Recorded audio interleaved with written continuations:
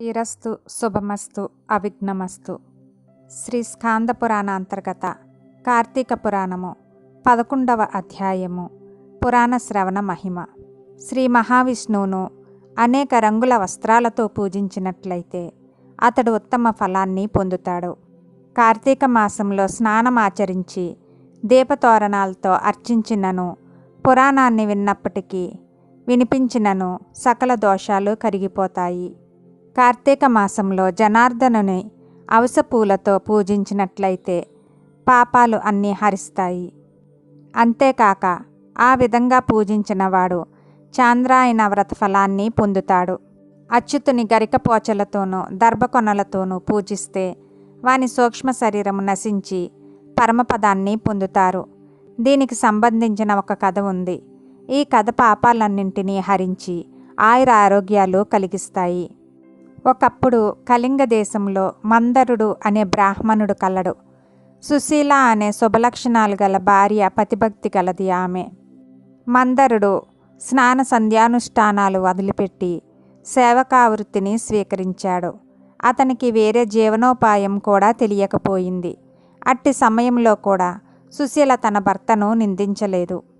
ఆ బ్రాహ్మణుడు సేవకావృత్తిని చేయలేక, బ్రతికే త్రోవ తెలియక కత్తి పట్టుకొని అడవికి పోయి దారులడ్డగించి సొమ్మును దోచుకునేవాడు. ఇతర దేశాలు పోయి అక్కడ వస్తువులు కొని తెచ్చి కుటుంబమును పోషించుకునేవాడు. అతడు అడవిలో బాటసారి అయిన బ్రాహ్మణుని పట్టి మర్రి చెట్టుకు కట్టివేసి అతని వద్దనున్న ధనాన్ని తీసుకున్నాడు. ఇదంతా చూచిన ఒక బోయవాడు కత్తితో ఇద్దరినీ చంపి ఆ సొమ్మును లాగుకున్నాడు. ఇంతలో గుహలో నిద్రిస్తున్న పులి ఒకటి బయటికి వచ్చి ఆ బోయవానిపై పడింది. అతడు కోపంతో ఆ పులిని చంపి తను కూడా ఆ పులి వల్లనే మరణిస్తాడు. ఆ విధంగా పులి, బోయవాడు, బ్రాహ్మణులిద్దరూ చనిపోయారు. ఇంతలో యమదూతలు వచ్చి ఆ 4 జీవాలను తీసుకొని పోయి అనేక పాపాలతో కూడి దుఃఖాగ్ని తపులై ఉన్న ఆ బ్రాహ్మణుల్ని కారు చీకటితో కూడినది, తలతలా కాగుతూ ఉన్న రక్తంతో నిండి క్రిమి కీటకాలతో కూడినదియును, మహిళితిని కరిగించేదిని, అమేధ్య భరితమును అయిన ఒక రూపములో యమభటులు తోసివేశారు. కాని మందరుని భార్య అయిన సుశీల సదాచార పరాయణురాలై తన ధర్మాన్ని విడిచిపెట్టకుండా విష్ణుభక్తి పరాయణురాలై సజ్జనులతో గోష్ఠి జరుపుతూ వారి మూలంగా అన్ని ధర్మాలను తెలుసుకుంటూ పతిభక్తి వదలక కాలము గడుపుకొస్తుంది.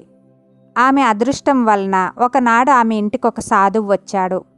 అతడు సర్వదా విష్ణునామాన్నే స్మరిస్తూ విష్ణుభక్తి వలన తన శరీరం పులకెత్తగా శ్రీ మహావిష్ణువు నామస్మరణ పూర్వకంగా నృత్యం చేస్తూ విష్ణుభక్తి అనే అమృతమును గ్రోలుతూ సకల ప్రాణులయందు మాధవుని చూస్తూ కన్నులతో ఆనంద బాష్పాలు రాలుస్తూ తన్మయత్వం పొందుతూ ఉండేవాడు. ఆ సన్యాసికి సుశీల అర్ఘ్యపాద్యాదులిచ్చి ఆదరించి భిక్షనొసగి, స్వామి, తమ రాక నా వంటి గృహస్థులకు అరుదు కదా, మా వారు ఇంటలేరు, నేనే అతనిని ధ్యానిస్తూ ఒంటరిగా కాలం గడుపుతున్నాను అంది.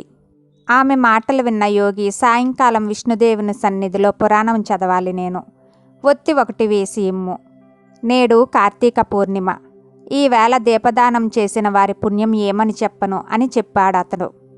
యోగి చెప్పిన మాటలకు ఎంతో సంతోషించి ఇల్లు ఆవుపేడతో అలికి స్వస్తికము, సర్వతోభద్రము మొదలైన ముగ్గులు పెట్టి ప్రతితో 2 వత్తులు చేసి ఆ సన్యాసి తెచ్చిన నూనెతో శ్రీమన్నారాయణనకు దీపారాధన చేసింది. దీపప్రమిదను, ఒత్తిని తాను ఇచ్చి సంతోషపడుతుండగా ఆ యోగి విష్ణువును పూజించి ఆత్మపరిశుద్ధికి పురాణము చదువుచున్నాడు. తరువాత ఆ సుశీల ఇంటింటికి పోయి అందర్నీ పిలిచి వచ్చింది. వచ్చిన వారితో కూడి తాను ఏకాగ్ర చిత్తముతో పురాణము వినెను. తరువాత ఆ యోగి తాను వచ్చిన దారిని వేరొక గ్రామము వెళ్ళిపోయాడు. సుశీల భగవద్ధ్యానం చేత తత్వజ్ఞానము వలనను ఏ పాపాలు లేకుండగా మరణించింది. అప్పుడు శంఖచక్ర గదాయుధాలను, పీతాంబరాలు ధరించిన వారై, కమలముల వంటి శరీరఛాయ కలవారై, సూర్యుని వలె తేజస్సు కలిగిన విష్ణుదూతలు దివ్య విమానమును ఎక్కి వచ్చారు. ఆ విమానము రత్నములు, పగడములు, ముత్యాలు, అనేక రకాల పువ్వులతోనూ వింత వింత భూషణాలతోనూ అమూల్యమైన వస్తువులతోనూ అలంకరించబడి ఉంది. ఆ విష్ణుదూతలు ఆ సుశీలను విమానం మధ్య కూర్చోపెట్టి వినయముతో సేవించుచు భజనలు నృత్యగానాలు చేయుచు వైకుంఠమునకు తీసుకొని పోతున్నారు. సుశీల వైకుంఠానికి పోతూ మార్గములో కనిపించిన నరకలోకాన్ని చూచి ఆశ్చర్యపడి, ఓ విష్ణుదూతలారా, ఒక్క నిమిషం ఆగండి. మా వారు భౌతిక దేహాన్ని విడిచిపెట్టి మరి ముగ్గురితో కలిసి అంధకూపంలో పడి ఉన్నారు. దీనికి కారణం చెప్పండి అనెను. ఆమె మాటలు విన్న విష్ణుదూతలు, ఓ పూజ్యురాలా, పాపాత్ముడైన నీ భర్త ఇతరులకు దాసుడై చెడ్డ పనులు చేస్తూ దొంగతనం వలన కాలం గడుపుతూ ఆచారాలను విడిచిపెట్టి చెడ్డ పనులతో జీవనయాత్ర సాగిస్తూ నరకం పొందాడు. ఈ రెండవ బ్రాహ్మణుడు తన స్నేహితుని చంపి అతని ధనాన్ని దొంగలించి దేశాంతరాలు పోతుండగా నీ భర్త ఆ ధనము కొరకు వానిని వృక్షానికి కట్టి కృతకృత్యుడయ్యాడు. మిట్ట మధ్యాహ్నం ఒక బోయవాడు నీ భర్తను చంపి ఆ డబ్బును లాక్కున్నాడు. ఆ వేటగానిని పులి తన పంజాతో కొట్టింది. వాడు పులిని చంపాడు. పులిచే తిన్న దెబ్బల బాధతో వాడు మరణించాడు. బోయవాడు బ్రహ్మహత్య చేయడం వలన నరకంలో ఉన్నాడు. ఈ పులి అంతకు పూర్వజన్మలో ద్రవిడ దేశంలోని బ్రాహ్మణుడు.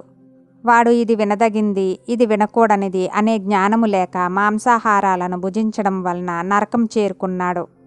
అప్పుడు ఆమె వారికి ఏ విధంగా నరకం నుండి విముక్తి కలుగుతుందని అడిగింది. అప్పుడు వారు, అమ్మ, కార్తీక మాసంలో నీవు పురాణ శ్రవణంచే ఆర్జించుకున్న పుణ్యాన్ని నీ భర్తకును, సాధువుకి ఒత్తిని ప్రమిదను ఇచ్చుట వలన కలిగిన పుణ్యాన్ని పులికి వేటగానికి, పురాణ శ్రవణానికై అందరినీ పిలిచినందువలన కలిగిన ఫలితమును స్నేహితుని చంపిన వానికి ఇచ్చిన వారి నలుగురికి విముక్తి కలుగుతుంది అని చెప్పారు.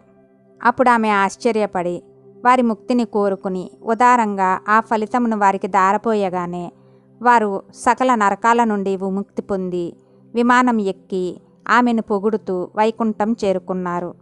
వారందరూ శ్రీ మహావిష్ణువు యొక్క పదం పొందారు. కార్తీక మాసంలో ఈ దివ్యమైన చరిత్రను వినువారికి తాము జన్మాంతరాలలో సంపాదించుకున్న పాపాలన్నీ నశించిపోతాయి.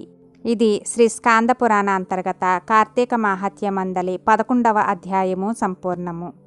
ఓం నమః శివాయ.